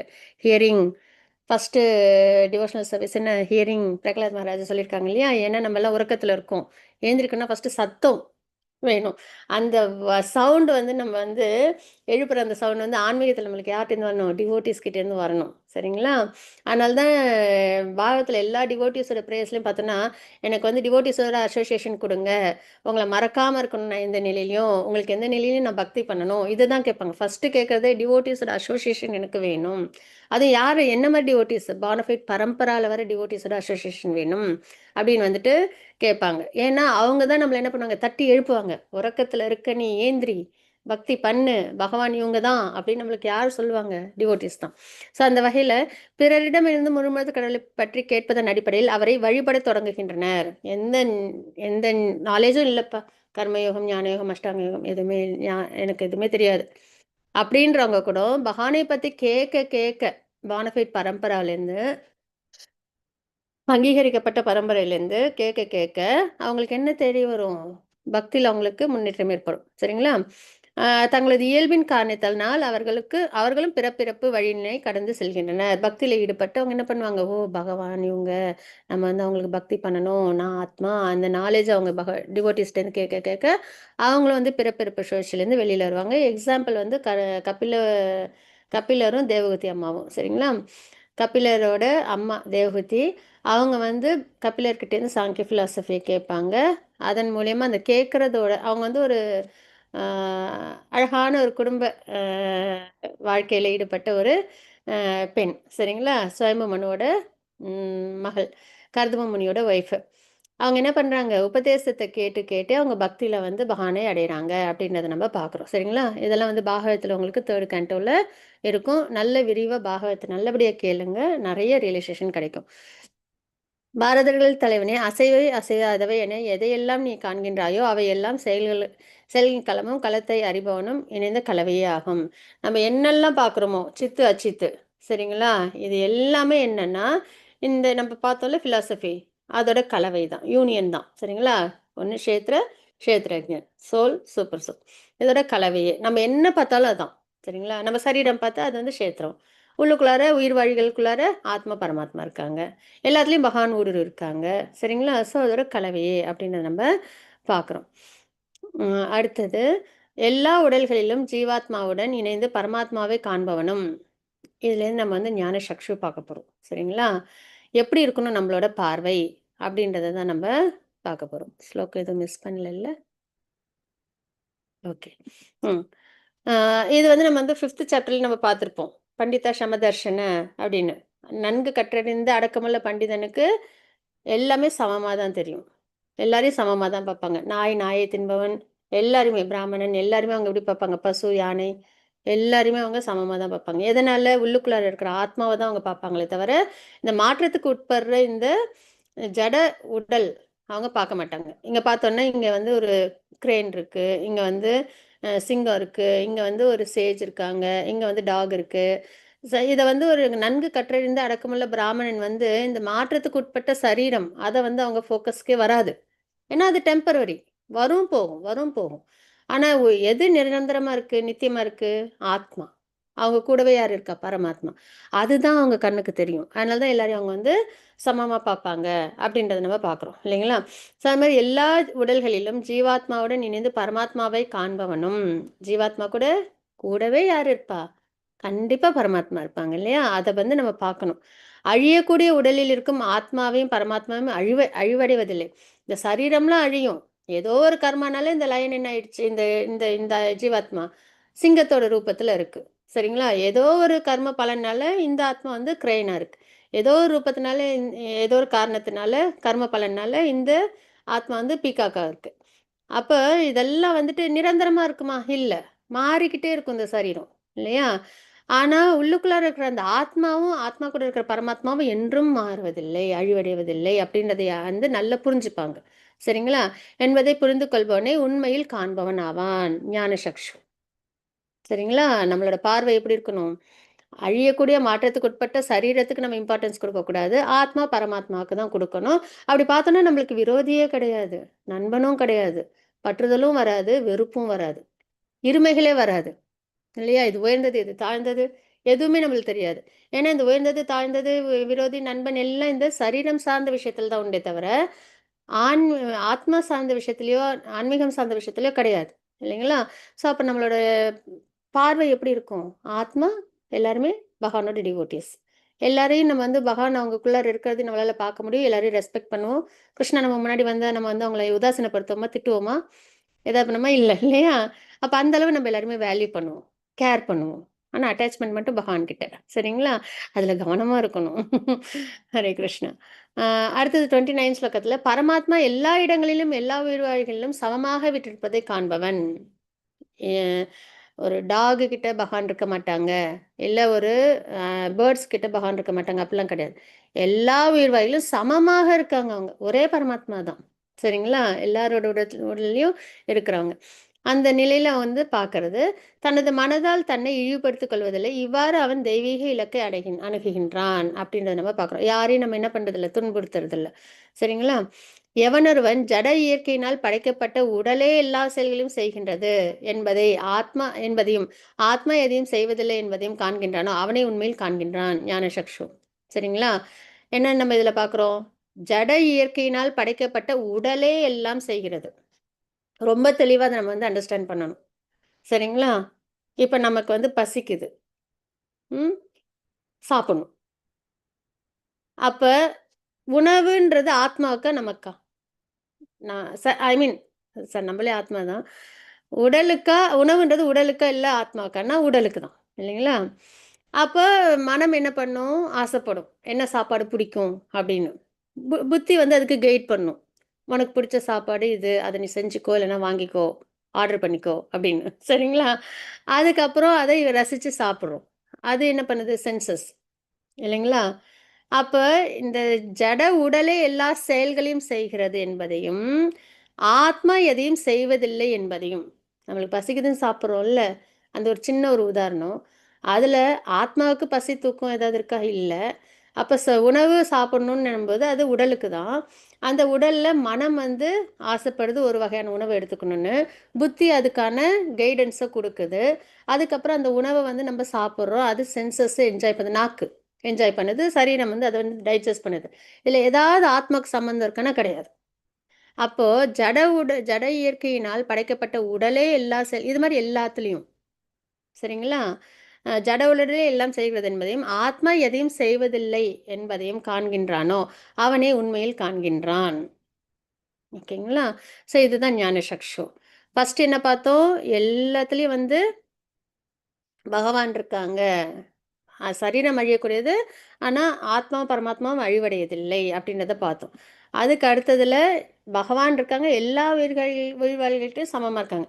ஈவன் ஸ்டூல்ஸ்ல இருக்கிற அந்த வேர்ம்ஸ்ல ஒரு உயிரினம் இருக்குன்னா, அந்த உயிரினத்தோட இதயத்திலயும் பகவான், பரமாத்மாவா இருக்காங்க. அப்ப எவ்ளோ மெர்சிஃபுல். இதெல்லாம் நெனச்சு பார்த்தோன்னா கண்ல தண்ணி வரும். ம்ஹ்ம். இல்லையா? அ ஸ்டூல்ஸ்ல இருக்கிற ஒரு வேர்ம அதோட இதயத்திலயும் பகவான் என்ன பண்றாங்க? அந்த உயிரினத்து கூட இருக்காங்க. "ஐயோ! நீ இப்படி இருக்கியே! உன் கூட நான் வரமாட்டேன். ச்சீ!" அப்படி சொல்லல. இல்லையா? சமமா இருக்காங்க. எல்லா உயிரினத்துக்கிட்டயும் சமமா இருக்காங்க. அப்படிப்பட்ட பகவான தான் நம்ம என்ன பண்றோம்? வழிபடுறோம். யாரையும் உதாசீனம் ஒரு குழந்தை வந்து கை குழந்தை இது மோஷன் போயிடுச்சு.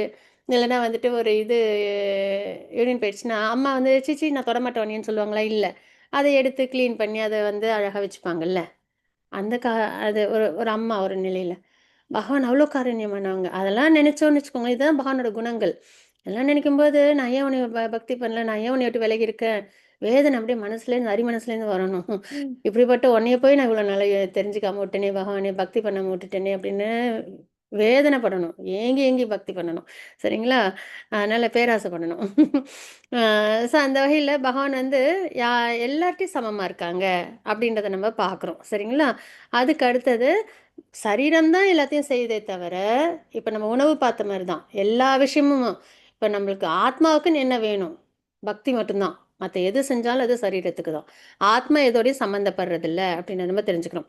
அறிவுள்ள மனிதன் பல்வேறு ஜட உடல்களில் பல்வேறு தோற்றங்களாக காண்பதை நிறுத்தி, உயிர்வாழிகள் எவ்வாறு எங்கும் பரந்துள்ளனர் என்பதை எப்பொழுது காண்கின்றானோ, அப்பொழுது அவன் பிரம்மன் உணர்வை அடைகின்றான். அதான் ஆத்ம நிலை அப்படின்றது. சரிங்களா? Self realisation.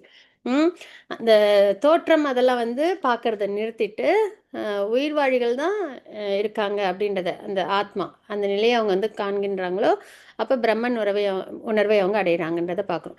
நித்தியத்தின் பார்வையை உடையவர்கள் அழிவற்ற ஆத்மா தெய்வீகமானது. ஆத்மாவும் எப்படிப்பட்டது? தெய்வீகமானது. எப்பயும் இருப்போம் நம்மளாம், எப்பயுமே இருப்போம். அதுவும் பகவானோட பக்தர்களாக இருக்கணும், அதுதான். சரிங்களா? தெய்வீகமானது. நம்மெல்லாம் பகவானோட அம்சம், சச்சித்தானந்த ஸ்வரூபம். அவங்களோட அம்சத்தையும் நமக்கு கொடுத்துருக்காங்க. நம்மளாம் அவங்களுக்கு கட்டுப்பட்டவங்க. ஆனாலும் என்ன பண்ணுறாங்க? அவங்களோட அம்சமே நமக்கு கொடுத்துருக்காங்க இல்லையா? லிமிட்டெடு. ஆனால் தெய்வீகமானது, நித்தியமானது, இயற்கையின் குணங்களுக்கு அப்பாற்பட்டது. இந்த குணங்கள்லாம் ஆத்மாவுக்கு சம்மந்தப்படுதானா? இல்லை. சரிங்களா? அப்பாற்பட்டது என்பதை காண முடியும் அப்படி நம்ம இங்கே பார்க்குறோம். சரிங்களா? யாருக்கு? நித்தியத்தின் பார்வையை உடையவர்களுக்கு. ஜடவுடனின் தொடர்பில் இருந்தாலும் கூட அர்ஜுனா, ஆத்மா எதையும் செய்வதோ பந்தப்படுவதோ இல்லை. ஆத்மா பந்தப்படுறதோ செய்கிறதோ இல்லை. நம்ம இந்த ஒரு சேரியட் ஒன்று பார்த்தோம்ல, 5 குதிரைகள், அதோட கயிறு, டிரைவரு. சரிங்களா? டிரைவர் வந்து கரெக்டாக இருக்கணும், அந்த கயிறு வந்து டிரைவரோட கண்ட்ரோலில் இருக்கணும், குதிரைகள் கண்ட்ரோலில் இருக்கணும். போக வேண்டிய இடத்துக்கு போகலாம். பேசஞ்சர் என்ன பண்ணுவாங்க? ட்ராவல் மட்டும்தான் பண்ணுவாங்க இல்லையா? இது எல்லாம் கரெக்டாக இருந்தது அப்படின்னா நம்ம பகவான் அடைய முடியும். நம்மளோட புத்தி, மனம், புலன்கள்.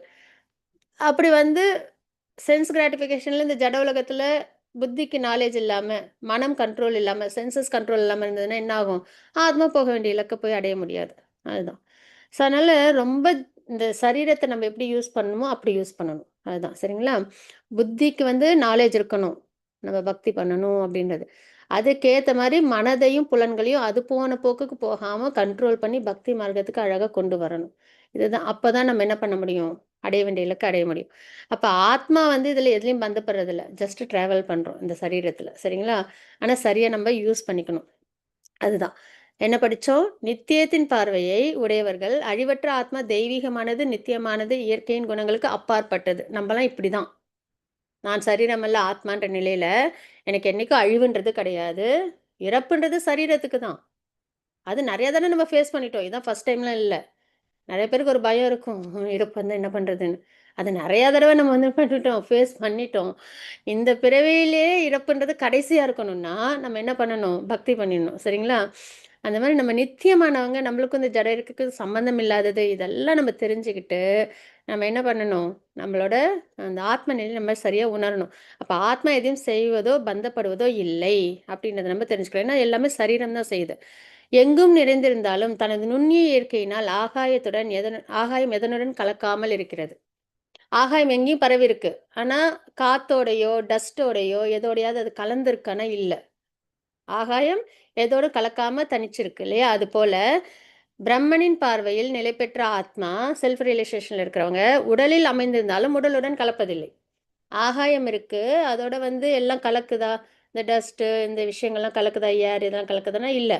காற்று பரவி இருக்கும், டஸ்ட் இருக்கும் இருக்கும். ஆனால் ஆகாயத்துக்கும் அதுக்கும் சம்மந்தம் இல்லாமல் இருக்குல்ல. அது மாதிரி இந்த ஆத்மா இருக்குது சரீரத்தில். ஆனால் சரீரம் செய்யக்கூடிய செயல்கள் எந்த ஒரு விஷயத்துலையும் ஆத்மா வந்து பந்தப்படுறதில்ல, தனித்துவத்தோடு இருக்குது. சரிங்களா? அதுதான் தெய்வீக நிலையில் ஆத்மா இருக்குன்றதை நம்ம பார்க்குறோம். அந்த ஆத்மா தான் நம்ம. சரிங்களா? பரதனின் மைந்தனே, ஒரே ஒரு சூரியன் இந்த பிரபஞ்சம் முழுவதையும் பிரகாசமாக்குவது போல உடலில் இருக்கும் ஆத்மா தனது உணர்வினால் உடல் முழுவதையும் பிரகாசப்படுத்துகிறான் அப்படின்றத நம்ம பார்க்குறோம். சரிங்களா? இந்த சரீரத்தில் இப்போ ஆத்மா இருக்கிற வரைக்கும் வேல்யூ உண்டு. இந்த சரீரத்தில் ஆத்மா போனதுக்கப்புறம் ஒரு ஐடென்டிட்டியும் கிடையாது இல்லைங்களா? நல்லா வாழ்ந்திருந்தாலும் சரி, நல்லா வாழ்ந்தாலும் சரி, அதுக்கு ஒரே ஒரு மேலாக இருந்தாலும் சரி, ஃபீமேலாக இருந்தாலும் சரி, பிணம், டெட் பாடி, அவ்வளோதான். எப்போ எடுப்பாங்க? அவ்வளோதான் கேட்பாங்க இல்லையா? சொல்லுவாங்க இல்லையா? எப்போ உடல் எடுக்க போகிறாங்க? அதுக்கப்புறம் அதுக்கு ஒரு ஐடென்டிட்டியே கிடையாது. அவங்க செல்வந்தனாக இருந்தாலும் சரி, ஏழையாக இருந்தாலும் சரி, அவ்வளவுதான் அந்த உடல். அப்போ அந்த உடல் வந்து எப்படி வந்துட்டு ஒரு வேல்யூபிளாக இருக்குது அப்படின்னா, சூரியன் எழுந்து வந்தோடனே பிரபஞ்சத்தில் முழுக்க அது என்ன பண்ணுது? பிரகாசிக்குது. அதோட ரேஸ் வந்து எல்லா மூளை முடுக்கு எல்லாத்துக்கும் போகுதுல்ல.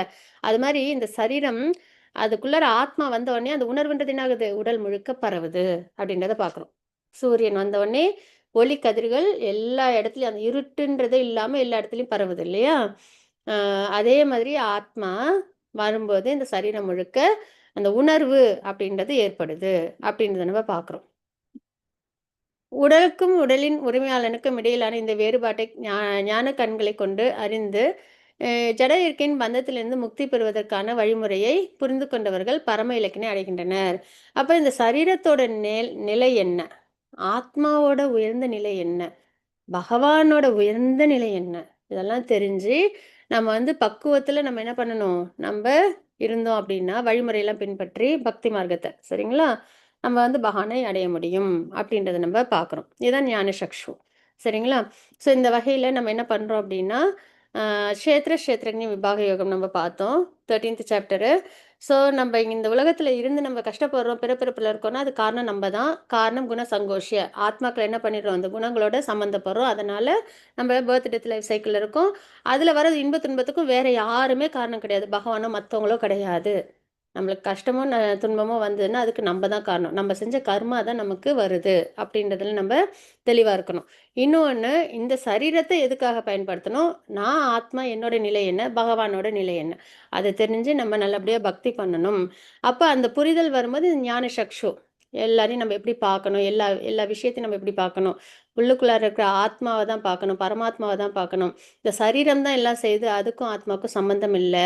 இந்த விஷயம்லாம் நம்மளுக்கு தெரியும் போது நம்மளால் என்ன பண்ண முடியும், பகவானை அடைய முடியும் அப்படின்றத நம்ம பார்க்குறோம். சரிங்களா, இதுதான் நம்ம 13th சாப்டரில் பார்த்தது. 14th சாப்டர் நம்ம ஸ்டார்ட் பண்ணிடுவோம். அத்தியாயம் 14 குணத்ரை விபாக யோகம். ஏன்னா 13th சாப்டரில் காரணம் குண சங்கோஷியன்னு நம்ம ஒரு வார்த்தை பார்த்தோமா பகவான் உபதேசத்தில்.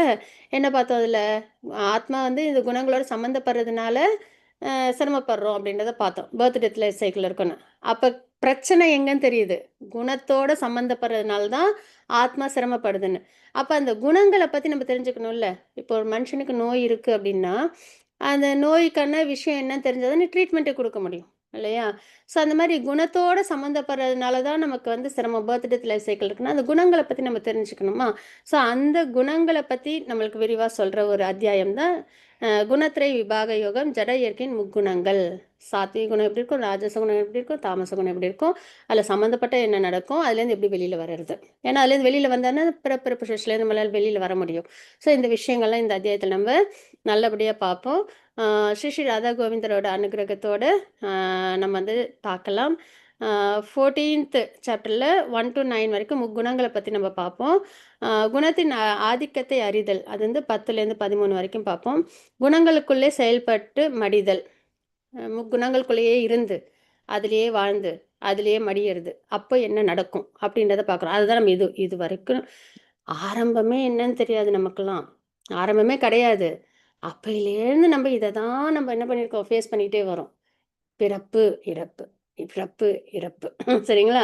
முக்குணங்களோட சம்பந்தம், சென்ஸ் கிராட்டிஃபிகேஷன், சரிங்களா. அப்போ அந்த அந்த லைஃப் சைக்கிளில் இருந்தால் என்ன நடக்குது, குணத்தை தாண்டி செல்லுதல். போதும்பா, பல பிறவிகளில் பார்த்துட்டோம், போதும் அப்படின்னு சொல்லிட்டு அதுலேருந்து வெளியில் வந்து நம்ம என்ன பண்ணணும், பகவத்கீதை லேர்ன் பண்ணிட்டோமா, பகவானோட உன்னத நிலை பார்த்துட்டோமா, இப்படிப்பட்ட பகவானுக்கு பக்தி பண்ண இவங்க தான் நிரந்தரம் அப்படின்றத வந்து நம்ம வந்து உணர்ந்து இந்த குணங்கள்லேருந்து டக்குன்னு வெளியில் வந்துடணும். இந்த பர்த் டெத் லைஃப் சைக்கிள்லேருந்து போதும், இந்த பர்த் டெத் லைஃப் சைக்கிள் அப்படின்னு நிலையிலேருந்து நம்ம வெளியில் வர்றது. சரிங்களா, இந்த ஸ்லோகங்கள்லாம் நம்ம பார்ப்போம்.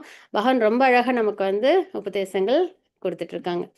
இதுதான் இந்த குணங்களில் நம்ம எப்படி கட்டுப்பட்டு இருக்கிறோன்றதுக்கான ஒரு எக்ஸாம்பிள்.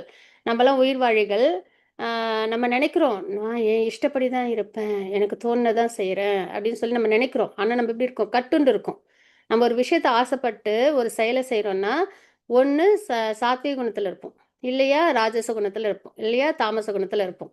அந்த குணம் தான் நம்மளை ஆட்டி படைக்கும். இப்போ நம்ம சாத்விக குணத்தில் இருக்கோம்னா அந்த குணம் எப்படி நம்மளை இயக்குதோ அதுக்கேற்ற மாதிரி தான் நம்மளோட செயல்கள் இருக்கும். அதே மாதிரி ராஜச குணத்தில் நம்ம சம்மந்தம் பண்ணோம்னா அது எப்படி நம்மளை ஆட்டி வைக்குதோ அது மாதிரி தான் நம்ம இருப்போம். அதே மாதிரி தாமச குணத்தோடு நம்ம சம்மந்தப்பட்டோம் அப்படின்னா அதுக்கான நிலையில தான் நம்ம இருப்போம். ஆனால் நம்ம என்ன நினைக்கிறோன்னா, நான் என்னோட இஷ்டப்படி இருக்கேன், ஃப்ரீடம், ஃப்ரீயாக இருக்கேன் அப்படின்னு நம்ம நினைக்கிறோம். அப்படி கிடையாது. நம்ம வந்து முக்குணங்களோட தாக்கத்தில் தான் இருக்கோம். அந்த செயலுக்கான பலனை நம்ம திருப்பி நம்ம அனுபவிக்கிறோம். ஆக நம்மளாம் இந்த பொம்மலாட்டத்தில் வர பொம்மைகள் மாதிரி தான். சரிங்களா, இது மாதிரி இருக்கிற நம்ம எல்லாரோட கையும் இப்படி கட்டுண்டு இருக்கு. நம்ம என்ன பண்ணணும், இதுலேருந்து விடுதலை ஆகணும். ரொம்ப கஷ்டமாக இருக்குல்ல பார்க்குறதுக்கே இல்லையா. ஒரு ஃப்ரீடமும் கிடையாது. ஆனால் அந்த மாயையில் என் இஷ்டப்படி தான் நான் இருக்கேன் அப்படின்னு நம்ம வந்து நினைக்கிறோம். அந்த ஃபால்ஸ் ஈகோவில் நான் எனதுன்ற நிலையில். இதுலயே நம்ம வெளியில வரணும்னா நம்ம இதுக்கெல்லாம் உயர்ந்த நிலையில யார் இருக்காங்கன்னா பகவான். அவங்களுக்கு நம்ம பக்தி பண்ணும்போது அவங்க நம்மள இந்த கட்டுலேருந்து நம்மள விடுவிப்பாங்க. நம்மளோட கையில கட்டப்பட்டிருக்கிற கட்ட அவிழ்த்து விடுறது யாரு? பகவான். அதுதான் பக்தி. சரிங்களா? அத நம்ம நல்லபடியா பண்ணணும். குணங்கள் குணம் என்றால் கயிறு. அது இங்க வந்து நம்ம வந்து பச்சை, சிகப்பு, நீலம் நம்ம பார்க்குறோம். சரிங்களா? அடிப்படை வர்ணங்களை போன்றது. நம் வாழ்வில் ஒவ்வொரு அம்சங்களையும் பாதிக்கும் குணங்கள். ஆ தன்மை, நடத்தை, வாழ்வை எதிர்நோக்கும் விதம். இதெல்லாம் வந்து நம்ம வந்து தெரிஞ்சுக்கணும். வெவ்வேறு நிலைகள் நம்மை பாதிக்கும். அதாவது உடல் ரீதியா, மன ரீதியா, உணர்ச்சி ரீதியா அப்படின்றத நம்ம பார்க்குறோம். சரிங்களா? இப்ப வந்து சந்தோஷமான குடும்பம்னு நம்ம பார்க்கும்போது, இது வந்து சாத்வீக குணத்தின் அடிப்படையில வரும். சரிங்களா? இது மிகவும் சுறுசுறுப்பான குடும்பம் அப்படின்னும்போது, அது வந்து ராஜச குணத்துல வரும். சண்டை சச்சரவோட இருக்கிறது அப்படின்னும்போது, அது வந்து தாமச குணத்தோட அடையாளமா நம்ம பார்க்குறோம். சரிங்களா? ஜென்ரலா ஒரு பேசிக் அவுட்லைனு. சாத்விக குணம்ன்றது ரொம்ப ஹேப்பியான ஒரு ஃபேமிலியா இருக்கிறது. ராஜச குணம்ன்றது நெறைய ஆசைகள்லாம் பட்டு, எப்பயும் எதையாவது ஒண்ணு செஞ்சுக்கிட்டு ஆக்டிவா இருப்பாங்கல்ல, அது. இதுல வந்து அமைதி இருக்கும், இதுல இது இருக்காது. பரபரப்பு இருக்கும். அதுக்கப்புறம் இது வந்து தாமச குணம்ன்றது ஒரு நெகட்டிவ் தாட்ஸ்ல இருப்பாங்க. சரிங்களா? எப்பயும் ஒரு சண்டை, அந்த மாரியான விஷயங்கள்ல ஈடுபட்டிருப்பாங்க.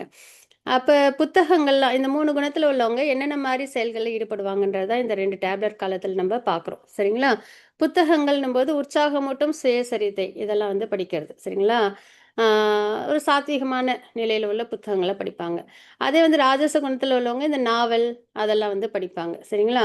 அதே தாமச குணத்துல உள்ளவங்க தேவையில்லாத விஷயங்கள்லாம் அவங்க வந்து தெரிஞ்சுக்கணும்னு நினைப்பாங்க.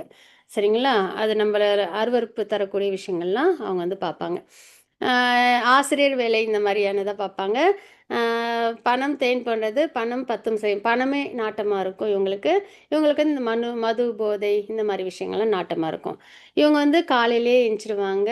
தன்னோட செயல்கள்லாம் கரெக்ட்டா பண்ணுவாங்க. சாத்வீகமான முறையில, அமைதியான முறையில. இவங்க வந்து ல் நெ கொஞ்சம் லேட்டா எந்திரிப்பாங்க. அவசர அவசரமா தன்னோட வாழ்க்கை செயல்கள்லாம் செய்வாங்க. இவங்க வந்து செயல்கள்லயே ஈடுபடவே மாட்டாங்க. நல்ல செயல்கள் ஈடுபட மாட்டாங்க. ரொம்ப லேசியா இருப்பாங்க. அ ஒரு மாரி சோம்பேறியா இருப்பது அந்த மாரி அறியாமையில இருக்கிறவங்க. சரிங்களா? அ இவங்களோட இசைக்கான பிரியம்லாம் எப்படி இருக்கும்? இவங்களோட இசைக்கான பிரியம்லாம் எப்படி இருக்கும்? இவங்கலாம் வந்து இந்த சோகமான விஷயம், மத்தவங்க கஷ்டப்படுறத பார்த்து என்ஜாய் பண்றது, இந்த மாரி விஷயத்துல ஈடுபடுவாங்க. சரிங்களா? இவங்க போக வேண்டிய இடம்லாம் எப்படி இருக்கும்? இவங்க வந்துட்டு ஒரு நகரம் வாழ்க்கை அந்த மாரி இருப்பாங்க. இவங்க வந்து இரவுல தான் இவங்களுக்கு வாழ்க்கையே இருக்கும். இந்த இரவு விடுதி அதெல்லாம் இருக்கு இல்லையா? அந்த மாரி. உணவுன்னும்போது நிறைவானது, சாறுள்ளது, சைவம். இத வந்து நம்ம வந்து 17த் சாப்டர்ல நல்லபடியா படிப்போம். ஞான யோகத்திலே இவங்க காரசாரமா, சூடா அந்த மாரியான விஷயமா எடுத்துப்பாங்க. இவங்க தீண்டத்தகாதது, கெட்டுப்போனது, அழுகி போனது இதெல்லாம் எடுத்துப்பாங்க. மனநிலை பொறுத்தவரைக்கும் இங்க எப்பயுமே மகிழ்ச்சியோட இருப்பாங்க. ஆ எல்லாருக்கும் உதவி பண்ணுவாங்க. ரொம்ப பியூர் ஹார்ட்டடா இருப்பாங்க. சரிங்களா? எல்லாருக்கும் நன்மைய செய்ற விதத்துல. ஆனா பக்தி இருக்காது. ஆனா அந்த நல்ல குவாலிட்டீஸ் எல்லாம் இருக்கும். பியூரா இருப்பாங்க, எல்லாருக்கும் உதவி செய்வாங்க, அமைதியா இருப்பாங்க, சந்தோஷமா இருப்பாங்க. இந்த மாரியான நிலையில இருக்கிறது சாத்வீக குணம். அதே கோபப்பட்டு, பேராசைப்பட்டு, இன்னும் நெறைய ஆசை, நெறைய அனுபவிக்கணும், அந்த மாரி இருக்கிறவங்க வந்து ராஜச குணம். அதே வந்து தமோ குணம்ன்றது சோம்பேறித்தனமா, மந்தமா, என்ன நல்லது நடந்தாலும் அதில வந்து கெட்டத பார்த்துட்டு, ஆ ஒரு மாரி அந்த இருள்லயே இருப்பாங்க. சரிங்களா? அதுதான் வந்து தமோ குணம். ஸோ இந்த மாரி பேசிக்கா அவங்களோட இத வச்சே நம்ம வந்து அண்டர்ஸ்டாண்ட் பண்ணலாம். நம்ப எதுல இருக்கோம் அப்படின்றதையும். சரிங்களா? முடிஞ்ச வரைக்கும் நம்ம வந்து இந்த 3 குணத்திலும் இல்லாம பக்தி மார்க்கத்தில இருக்கிறதுன்றது ரொம்ப உயர்ந்தது. அ இயற்கையின் குணங்கள், சத்துவகுணம், தன்னில் மிகவும் திருப்தியுற்று இருப்பதால் பரமாத்மாவின் ஆணைகளை பின்பற்றுவதில்லை. தன்னோட இப்ப அன்னதானம் பண்றது, இல்லன்னா வந்து மத்தவங்களுக்கு இந்த பிளட் டொனேஷன் குடுக்கறது, ஸ்கூல் கட்டி குடுக்கறது, இந்த மாரிலாம் செயல்கள்லாம் பண்ணுவாங்கல்ல, அதுவே அவங்களுக்கு சந்தோஷத்த குடுத்துரும். அதனால பக்தி மார்க்கத்துக்குலாம் அவங்க வரணும்னு விருப்பப்பட மாட்டாங்க. நான் செய்யறதே நல்லது. அ மக்களுக்கு செய்ற சேவை மகேசனுக்கு செய்ற சேவைன்னு இருப்பாங்க. சரிங்களா? அந்த மாரி. ரஜோகுணத்தில உள்ளவங்க வந்து அவரது ஆசைகளை கூக்குரலிட்டு கொண்டிருப்பார்கள். பரமாத்மாவின் ஓசை அவருக்கு கேட்பதில்லை. அவங்களோட ஆசை தான் பிரதானமா இருக்கும். இந்த வாழ்க்கையில நான் என்னலாம் டெம்பரவரியான வாழ்க்கையில நான் இதெல்லாம் அனுபவிக்கணும். அப்படின்ற மாரி இருப்பாங்க. இவங்க வந்து சோம்பேறியா, அறியாமையில இருக்கிறது, பரமாத்மாவோட எதுவுமே அவங்களுக்கு கேட்காது அப்படின்றத பார்க்குறோம். சரிங்களா?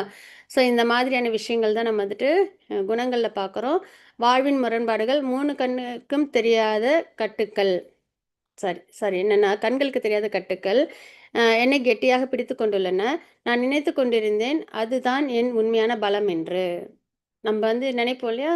நான் இருந்தா தான் எல்லாம் நடக்கும். எல்லாமே என்னோடது, நான் எனதுன்னு. இதெல்லாம் வந்துட்டு என்னன்னா நம்மளுக்கே தெரியாத கட்டுக்கள். சரிங்களா? அதுதான் பலம்னு நினைப்போம். ஆனா அது கிடையாது. இதெல்லாம் நம்ம குணங்களோட தாக்கத்துல இருக்கோன்றது தான். இதுவரைக்கும் நம்ம வந்துட்டு இன்னைக்கு பார்த்துருக்கோம். நாளைக்கு நம்ம 14த் ஸ்லோகத்திலேருந்து நம்ம அதாவது 14th சாப்டர்ல ஃபர்ஸ்ட் ஸ்லோகத்திலேருந்து நம்ம நல்லபடியா பார்ப்போம். இப்போ ஒரு முன்னுரை மாரி நம்ம வந்து 14th ஸ்லோகத்துக்கு நம்ம பார்த்துருக்கோம். சரிங்களா? ஹரே கிருஷ்ணா. वाञ्छाकल्पतरुभ्यश्च कृपासिन्धुभ्यश्च पतितानां पावनेभ्यो वैष्णवेभ्यो नमः நமः அனந்த கோடி வைஷ்ணவத்துக்கு ஜெய் ஸ்ரீல பிரபாத்க்கு ஜெய் ஹரே கிருஷ்ணா. நல்லபடியாக நம்ம வந்து 13th சாப்டர் கம்ப்ளீட் பண்ணியிருக்கோம் கிருஷ்ணாவோட பிளெஸ்ஸிங்ஸில். நம்ம வந்து